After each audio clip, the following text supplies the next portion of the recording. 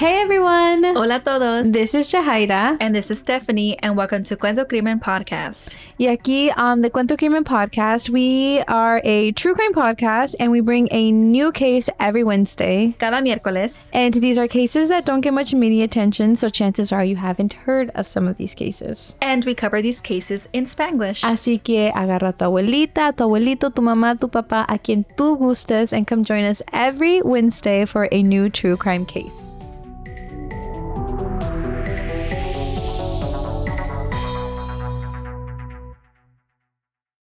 So let's start from the very beginning. So this is actually an international case. It takes place in Canada, and this also takes place in the year 2010. So it's been 13 years since this case happened. Amber nació en Alberta, Canada, en el año 1990. Entonces, ella tenía 20 años cuando esto tomó lugar. Amber was a member of the Mikisew Cree First Nation.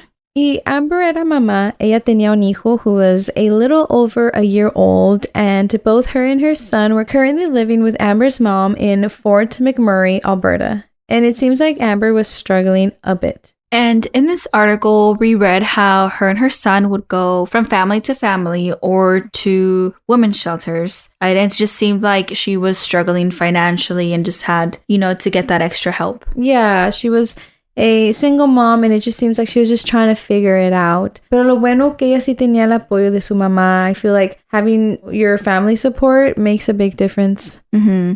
Yeah, it's like nothing like having a village behind you, honestly. That's the way to do it, if it's possible. Yeah, and if like, it's possible. Amber vivía con su mamá Tutsi. We're not too sure if this is a nickname or something, but in the articles, her name came up as Tutsi. Ellas vivían in Fort McMurray. And it seems like they were both really close. Y aunque las cosas no eran perfectas, todo era normal. Like, she had a routine, and, she now had a stable home with her mom. And most importantly, Amber was there for her son, Jacob. She never left him alone. She showed up as a mom. Yeah, like, she was described as a great mom. Y si como dijo Jahaira, it seems like she was trying her best. Like, that's literally enough. Mm-hmm. If you're trying your best, that's enough. And so on August 17th, 2010, she took a trip with a friend of hers, pero el nombre de su amiga no fue compartido en los artículos. Like, we're not too sure why, por qué, but her name didn't come up. She was just referred as Amber's friend. Entonces, Amber se fue con su amiga y su hijo Jacob a Edmonton, y de hecho, el hotel en donde se quedaron was right outside this main city. Y se quedaron in a little city called Nisku. And the reason why they were staying at this little city next to the big city was because it was just cheaper. And so they thought maybe they could save one night and just stay at this cheaper hotel, Yeah, that makes sense. And it's a good strategy too, porque Nisku no quedaba nada lejos de Edmonton. So literally right next to each other. Mm-hmm. And so they decided to stay at the Nisku Place Motel. Y entonces el plan era quedarse allí esa noche a descansar, since they had just flown in. Y a la siguiente mañana ir a Edmonton and just kind of enjoy the day in the main city. So they got there on August 18th. Y esa noche, Amber quería ir a la ciudad. She wanted to enjoy the night and really make the most out of her trip, Mm-hmm. Honestly, when you're on a trip, every hour counts. Yeah. And she just wanted to get a fun night out, And her friend actually agreed to watch Jacob for Amber. Y entonces la amiga de ella se quedó en el hotel with Jacob, y Amber goes out and she decides to hitchhike to Edmonton. Hitchhiking is always a hot topic, and I feel like we are so quick to be like, oh my God, that's always a big no. And some places it's really common to hike, catch a ride like that. And apparently in this case, this is a location where I guess it was more common. Yeah, apparently from what we read, because like you said, when I first also read the word hitchhike, I was like, no, don't do that. Yeah. But then it seemed like it was a thing to do. Yeah. Y parecía, como dijimos, algo muy común.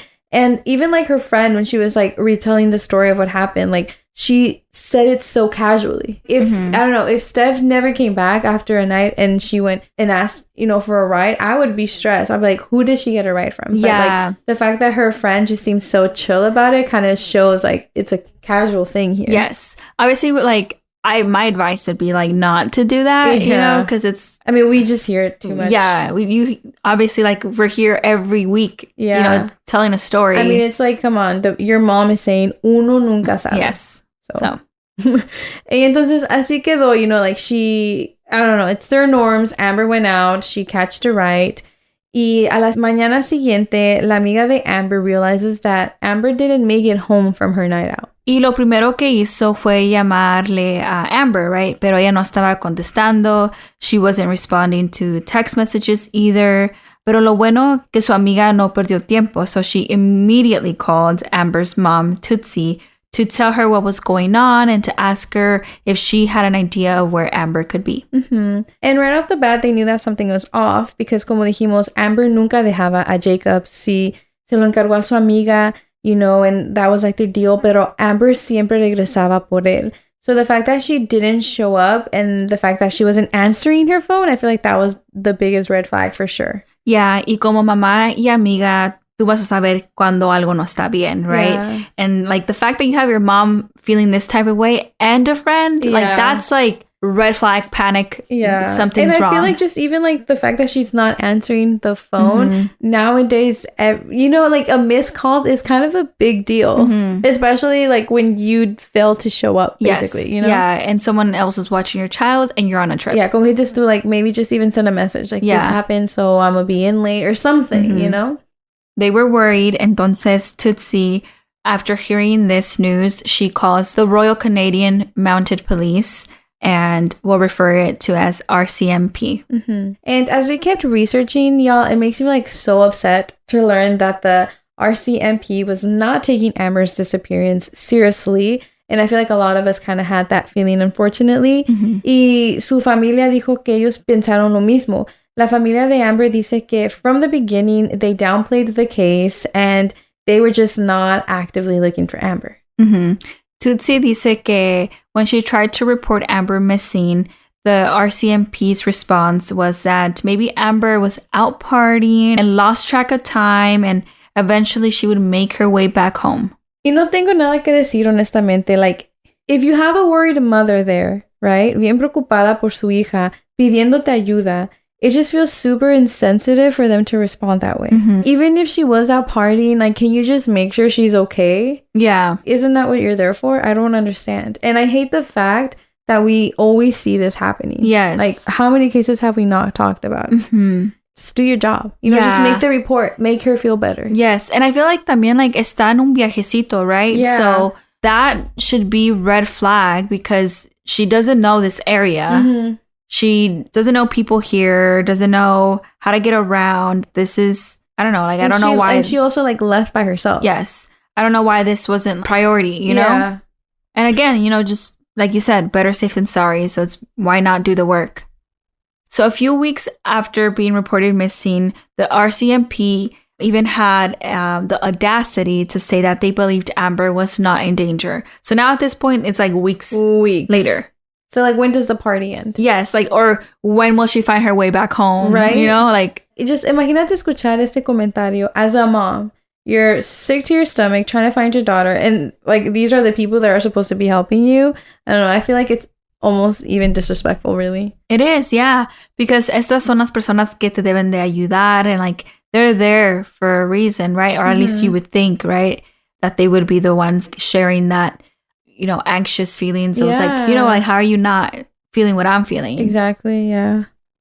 And honestly, it's just sad to hear. Y por años, nadie sabía nada sobre Amber.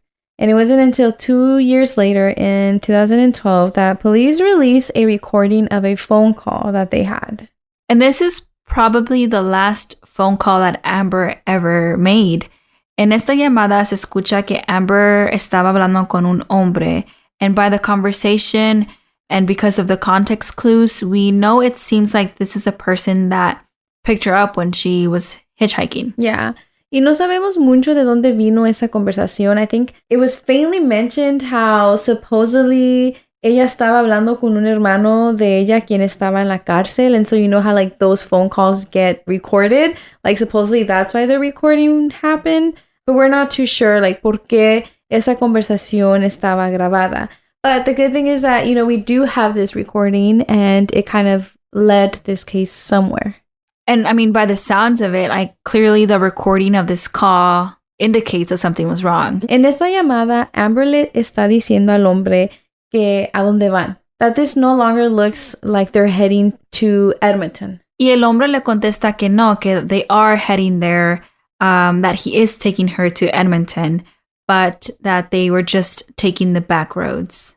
But Amber insists that this isn't the right way. And for the rest of the call, they kind of just keep going back and forth about whether or not they're going to where Amber asked him to take her. And the fact that she was last seen hitchhiking and now there's a call que demuestra que she did get picked up and was feeling unsafe with a stranger. And the fact that she was last seen hitchhiking and now there's a call que demuestra que she was picked up and feeling unsafe with a stranger. So, like, ¿qué más quería la policía, right? De prueba, que ella no, like, she was unsafe, right? That she wasn't just out partying. Exactly. And, like, the thing also was, and y'all, get ready for this. The police released this call 2 years after she went missing, right?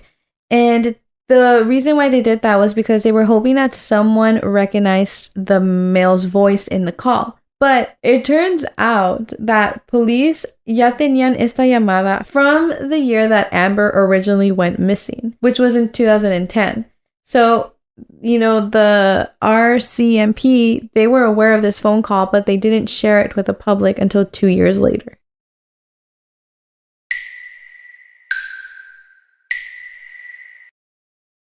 $2 years. That's a lot of time. Yeah, I think that one's a tough one because, like, yes, they might be trying to keep this evidence to themselves and then at some point they need, like, the public's help. But, like, 2 years, it's, like, a lot. Because by 2 years, like, now people have moves, like, who's not everyone's going to remember what was going on during this year. So, I don't know, it's a tough one.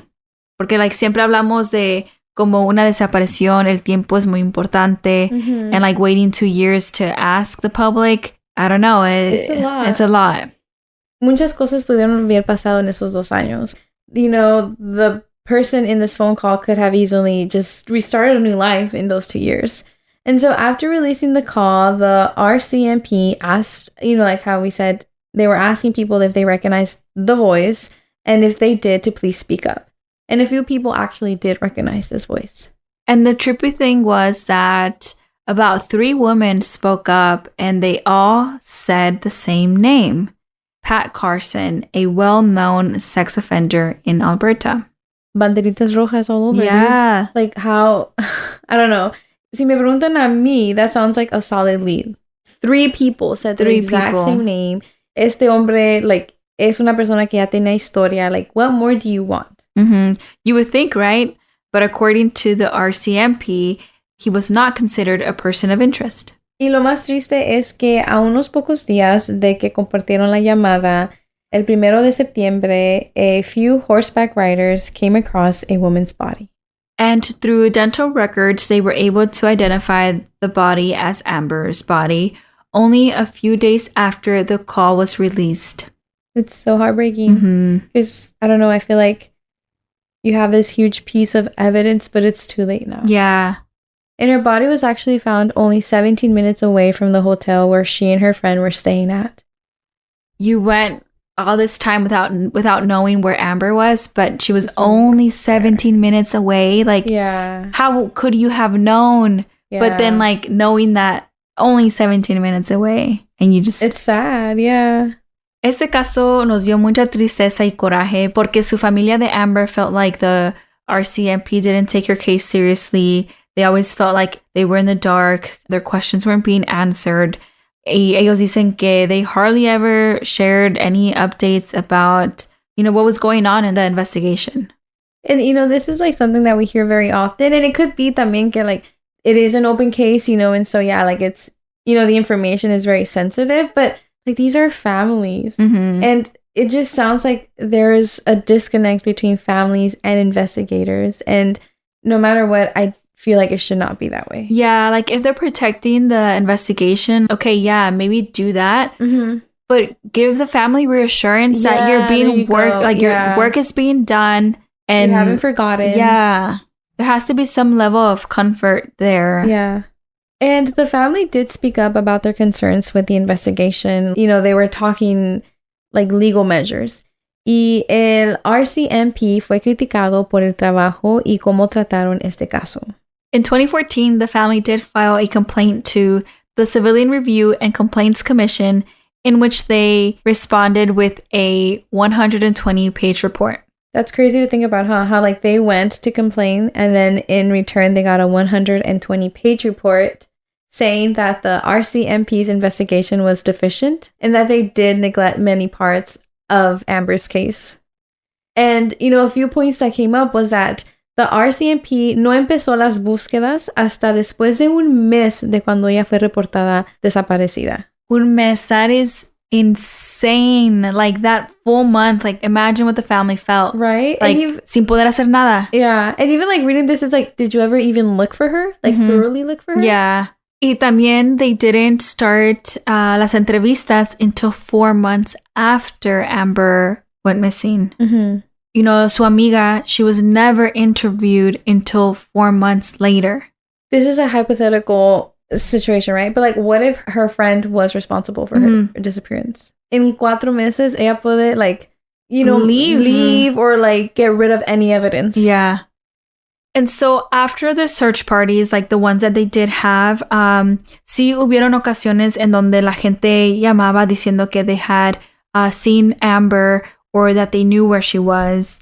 The RCMP never confirmed any of these phone calls and like they didn't follow up or they didn't like honestly look into it. Mm-hmm. And they also decided to remove Amber from the missing persons list. And that made me furious. Yeah. Steph. Like how...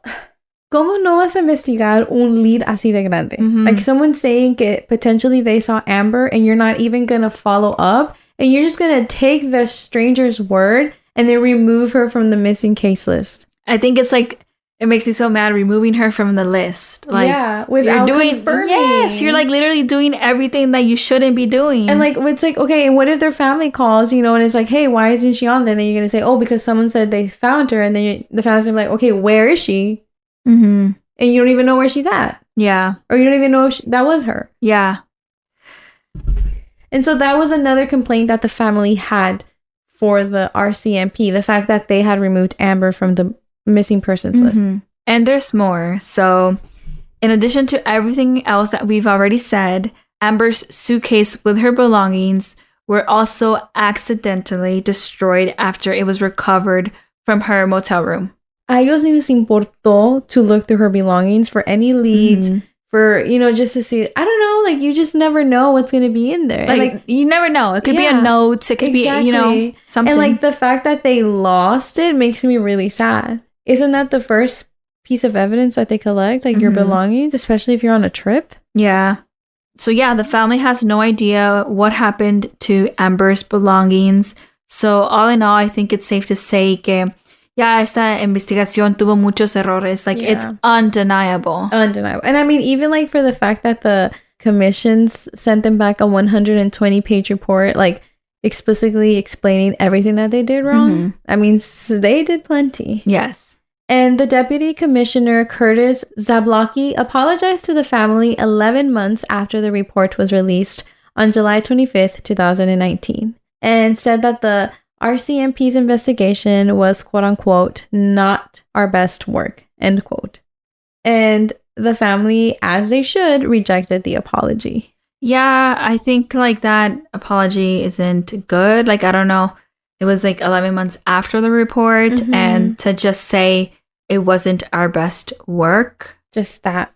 Yeah, I don't know. I don't think that's a very like honest, meaningful and it's also just apology. Like, yeah, exactly. And it's also like, okay, was there any consequences to these actions? Like, how are they going to prevent this in the future? Right, yeah. I think we also have to keep in mind que aunque el cuerpo de Amber fue encontrado, la persona responsable por esta muerte has never been found. Like, we haven't... Justice has not been served. And it has been years, desde el caso de Amber. Like, Amber's disappearance happened in 2010, and now we're currently talking about this case in 2023. and no one knows who killed Amber. Entonces, el caso de Amber se hizo en un cold case. Amber, like many indigenous women and women of color, has fallen in between the cracks. Su caso no está cerrado, pero tampoco está activo, right? So it's like difficult because time is passing and no leads are coming in. Mm-hmm. So we will be, as always, sharing her picture on our social media. And we also just want to take note that while researching Amber's case, we found out that in this specific location, there was one too many indigenous women missing. Like, it's a common thing.